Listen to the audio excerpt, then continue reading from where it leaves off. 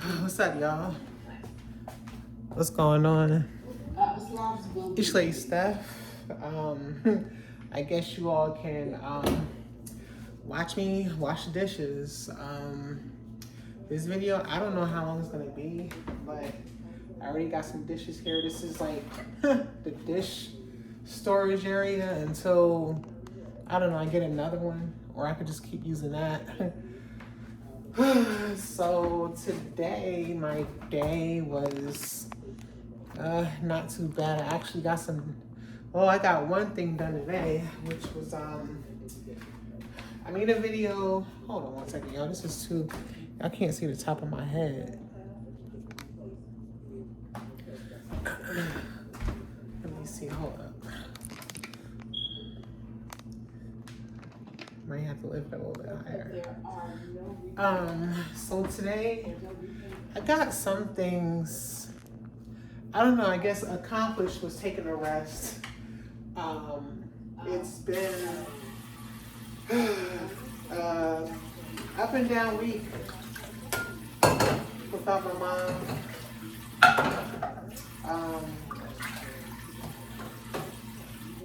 I don't know. It seems like, honestly, I will be grieving for the rest of my life. On some real, hopefully y'all can hear me, on some real stuff. And I feel like, you know, this process of dealing with life without my mom is kind of like, it's just hard. It's hard to, it's just so easy to think about it, and it's hard not to think about it. You know what I'm saying? So, you know, I wake up every day. I wake up every single day and think about my mom, you know?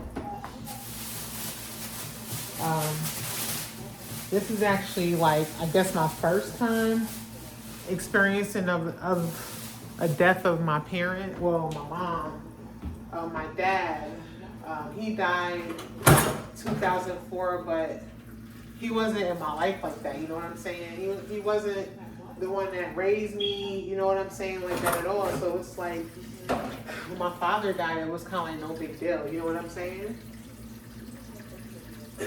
So, learning how to take responsibility of my own health myself, because my mom was always the one that was there for me when I had certain stuff going on in my life.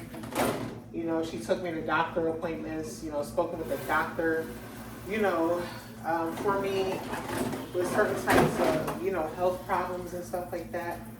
So I feel like my mom has pretty much paved the way for me to try my best to continue, you know, dealing with my health and improving it and stuff like that.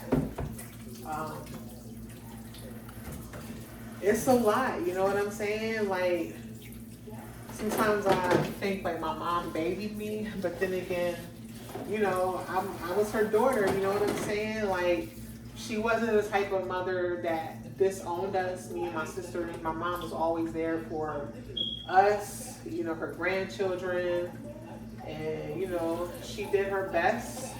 She did a great job with raising us, and I love my mom. I appreciate her for everything that she did for me, and I know my sisters appreciate her as well. Tomorrow is Sunday. I would go to the gravesite, but honestly, I don't think I really want to, but I do just want to, like, I don't know, it's hard to go there and just say hello, you know what I'm saying? So, or if I stop by there, I'll probably stop by there for like 10 minutes and just leave. You know what I'm saying?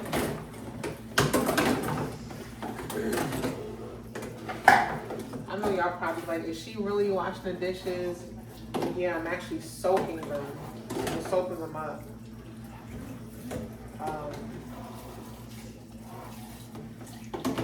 I don't know, being in my 40s and my mom is not around, it's kind of, it feels odd. It feels odd to literally be living at this age without my parents at all. So I'm just taking life day by day and just trying to be the best version of myself. What's up? He was sleeping. So yeah, I'm just trying to live my best life doing it right. You know what I'm saying?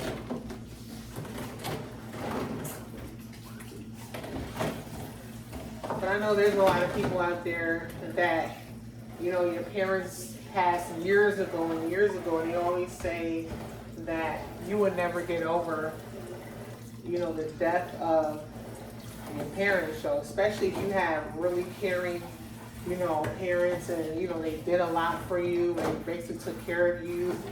Like, it's like hard to like literally, people say move on, but I feel like there's no such thing as moving on, you know what I'm saying? So,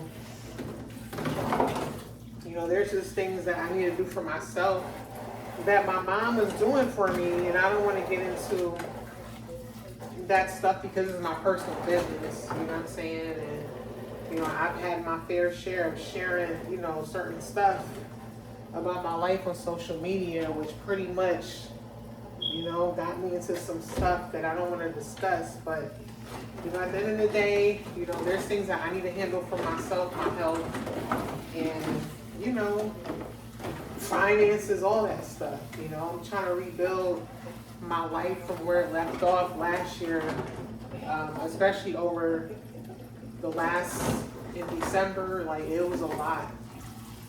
And, you know, I got some real haters out there, y'all. When I say I got haters, a lot of the haters came from my old YouTube channel. I mean, it's just for what it is, you know what I'm saying? A lot of haters came from my YouTube channel before. And so being that I'm starting over, it's kind of like, number one, I'm starting over without my mom, so it's different. Number two, I'm starting over with 31 subscribers now. And honestly, I'm not even in a rush to gain more subscribers. You know, this YouTube for me is like pretty much free time at this point. You know, based off of what happened on my other channel, I'm just at the point where I would no longer take YouTube seriously. I won't. You know what I'm saying? My main reason why I'm being on YouTube at this point is to promote my business, you know, build relationships with other, you know, people that watch my videos and other content creators. You know what I'm saying? Because at the end of the day, if there wasn't any advertisements on Google, nobody would make money off of YouTube unless they had their own product, or they were selling something, or they was like doing collaborations without ads. I bet you if there wasn't, you know, advertisers on YouTube, a lot of people wouldn't be on this platform. I believe that it won't be a lot of, you know, content creators on this platform without the advertisers, because the advertisers is what keep YouTube running, and the advertiser is what keep people making money on YouTube. So, you know, when you get monetization and all that on YouTube, in order for you to keep staying monetized, if you follow the rules of YouTube. And at the end of the day, you know, when you pretty much had your fair share of YouTube, and, you know, there's a lot of people that come on YouTube and they might lose monetization, or their channel might get shut down, or it's to where, you know, you got haters and all types of stuff that come with this stuff. It's like, what's the point? Because I can name a few people. Well, I can name one particular guy. His name was Angel Ramirez. He was a Puerto Rican and black guy. Or a black guy, and, you know, he was very handsome, whatever, and he had a bunch of haters on YouTube because he was always promoting black love, you know, black woman, promoting the positive stuff of the black man and all that stuff. And so at the time when he had his channel, he had gotten into some beef with, like, you know, bigger content creators that literally didn't like black women. Like, they hated black men that hated black women on social media. You know, he had confrontations with those type of, you know, content creators. And so sometimes YouTube will literally push you to Like honestly, I feel like, you know, once you have like your first strike or your 3 strikes, you're out type of thing, and you either lose monetization or they kick you off of YouTube, it basically drives you to do your own stuff on your own platform or get on another platform that's not so restricted like YouTube. I mean, every platform comes with its rules, so you know what I'm saying? And this is why you have to have a backup plan when you do YouTube, yo. People be thinking, oh, I'll just come on here and get some sponsorships and, you know, make money through AdSense and live off of AdSense. Trust me, that's not the way to go. You will not be able to survive living off of Google AdSense. I've seen it. There's a guy, his name is Dante London. I know people that are watching my videos or whatever probably know of him. You know, he's a younger content creator, and he basically, I guess I would say, cut into a lot of money on YouTube, and then, you know, he got super excited and went out and bought a truck, and, you know, he was living in income-based housing, and then he moved up out of there, and, you know, he was married and all that stuff, and his life was so exciting probably for a quick few months. And then, you know, the AdSense revenue go up and down, and sometimes when it goes down, you end up losing everything. You know what I'm saying? So this is why you shouldn't rely on just YouTube income. And the crazy thing about this guy's situation is that he got thousands of subscribers, and he could be making money probably like 20 different ways, but I don't know. I don't want to get into his tea like that, but if I had 74,000 subscribers, I would probably be, you know, reckoning the dough, because you know, you can generate a lot of ways to make money with that type of amount in audience shows. You know, you got people that got less subscribers than him that's actually making money outside of YouTube, having their own products. You know what I'm saying? So, you know, people want to do YouTube full time and all that. I get it, but your full time revenue should be doing what you do outside of YouTube. So if you're like a business owner, don't take YouTube serious, yo. Take it to where you promote your business and basically, you know, network with other content creators and get the word out there about your stuff, man. Because at the end of the day, you can spend a lot of years on this platform and you don't get respected being a content creator. You know what I'm saying? Even your audience at times. Not everybody in your audience is for you. And I learned that the hard way. You know what I'm saying? Well, I wouldn't say I learned it the hard way, because I noticed that as my last channel started growing and stuff like that. You know, and the stuff I was talking about was basically, I feel like it was more hindering me to be more successful on social media. So, you know, sometimes, and I hate to say there's a reason for everything, but I kind of knew, because my channel was a mental health recovery channel, and, you know, I've said it in quite a few videos already that it felt like it wasn't therapeutic anymore. It was walking therapy, you know what I'm saying? And, you know, it's to where, you know, you think that making these videos and people care about you and all that. I mean, you got some loyal content creators, you know what I'm saying? But a lot of it comes with trolls after a while. Comes with haters, you know what I'm saying? And it just gets to the point where, you know, people get tired. People get tired of, you know, making content and either not getting enough recognition for it, or it's to where, you know, people just don't want to do it no more. They don't want to do it because, you know, it comes with a lot, yo. And sometimes, you know, people want to collab with you just to, like, literally ruin your channel. Or it's, yo, I can go on and on and on talking about it, but yeah, this thing is not how it used to be. And I noticed that a lot of people are promoting poverty on here and, you know, promoting their life being homeless and that type of stuff. I mean, it's a good niche to get into, but at the end of the day, it's only but so much homelessness you could promote. You know what I'm saying? Like, people got talent and skills, but they rather promote, you know what I'm saying? Promote homelessness to dry bag and make money off their audience show. And, you know, you got people that will feel sorry for these individuals, you know, making that broke mentality type of content. Maybe I shouldn't reality, but, you know, struggle life content videos, yo. And I just feel like if you really want to succeed on social media, you have to have another stream of income or come up with some type of strategy as you're doing YouTube to actually progress on YouTube. And I want to say on YouTube, but social media, period.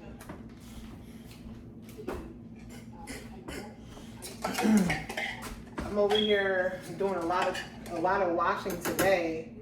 I have to do a lot of cleaning tomorrow and during the week. You know, sometimes you get in the mood where you don't want to do nothing. You know what I'm saying? So I'm actually doing something from doing nothing throughout the week with cleaning. You know what I'm saying? So yeah, man, like, and then with the current economy, it's kind of like you gotta have mad side hustles just to survive. You know what I'm saying? At one point, people was doing Uber and they'll do like DoorDash, and that would be like, you know, the kind of like the outlet to make money. You know what I'm saying? You know, like to make quick money and stuff. And right now, it's kind of like all that app work is drying out. You know what I'm saying? And then if you want to get on the platform, they have waiting lists now. So it's like you can't just jump on, you know, the Uber bandwagon. And for what I got going on with Uber, I'm actually working on some things to get my Uber account back, which I won't discuss because I don't want to do it until I get it back. So, you know, this internet stuff comes with a lot. It comes with a lot. Either you're gonna learn some new skills while you know, being monetized on YouTube and, you know, making content like that, or you just gonna rely on a YouTube check, and, you know, if you stop making content, your views go down. You know what I'm saying? And then you kind of run the risk of being demonetized after a while if you don't show up. So in YouTube, you have to be real consistent with showing up. You know what I'm saying? And you know, it's a lot, man. It's a lot, yo. But yeah, man, if y'all, you know, want to visit my new platform, y'all can click the link below, go to the website. There will be things that's changing on there. So, you know, you might see, what you might see now is probably you might not see 6 months later. I am slowly, you know, building a platform with other entrepreneurs on there. You know what I'm saying? It's not just me, but I recently started selling, you know, some of my products on there. Like right now, I got my jewelry on there. I got 2 items that's posted. So, you know, I got a whole bunch of posts I need to do, not only for, you know, my jewelry, but my blogs on my website. The name of my website is nubirah.com, NUBIRAH.com. So, yeah, man. But like I said, if you're going to rely on social media, be on multiple platforms, selling multiple items on each platform, yo. Don't just rely on the revenue, yo, because, you know, some of these social media platforms, they can just kick you off of it. You know what I'm saying? No reason why. You know what I'm saying? So, you know, if you get real controversial on these platforms, they would definitely either demonetize you or, you know, put you less in the algorithm so your videos won't stand out. Or, you know, eventually sometimes you get people that flag you. You know, people get offended on your content. Sometimes you got companies like literally flagging your content because you're promoting, you know, they're like, it's just crazy. It's crazy. Like when the money started coming in on YouTube, you get a different type of like support, but then you get from, you know, companies, you know, they reach out to you wanting to possibly do like sponsorship deals and stuff like that. You know, sometimes even doing certain sponsorship offers is not even worth it. You know what I'm saying? Because a lot of them don't be trying to pay. You know what I'm saying? Like when I had my last channel, Walking Therapy, right? I had sponsors always reaching out to me at one point asking me either to promote their product or talk about, you know, their company. and stuff like that. Like, I get collaborations and stuff, but if they're not gonna pay, and even if they are gonna, like, you know, help you get traffic and views, if there's no value in it, it's kind of pointless to promote that stuff, yo. So, I don't know, man. I'm just giving you all some nuggets that I know about, you know, doing YouTube and all that stuff. But, you know, I'm on other platforms. I'm on TikTok. I'm on Facebook. And, you know, all of my accounts were basically compromised. But luckily, I was able to get, you know, Facebook back, TikTok back, you know what I'm saying? Instagram back. But, yeah, man, it's crazy. It's crazy, man. When I say I had some haters, I really had real haters, to where in my last platform wasn't even big like that. I didn't even have I had about 5,000 subscribers on my other YouTube channel, yo. And being that I had not a lot of subscribers, the content that I was talking about, it was just real raw content, and people got in their feelings about my own content. You know what I'm saying? And so, you know, this is like, you know, leaving the platform and literally getting my account takeover on that platform. You know, sometimes I think it was more of a blessing to get off that side of my old platform. But at the end of the day, it's like, you know, I have to start over. It's starting over without tagging my old channel. You know, it comes with a lot to really build, you know, a channel based off of a different niche after losing, you know, your account over a certain period of time, yo. So, you know, I think what's gonna happen is eventually people are gonna start finding my channel, and that's cool. You know, I would love all of my old supporters to find my channel, but it's gonna take a while because I can't even go back on there to promote my own channel. The only thing I can do is like probably comment on my posts or whatever. But luckily, I was able to delete all my videos. So, you know, I pretty much know what's going on that channel.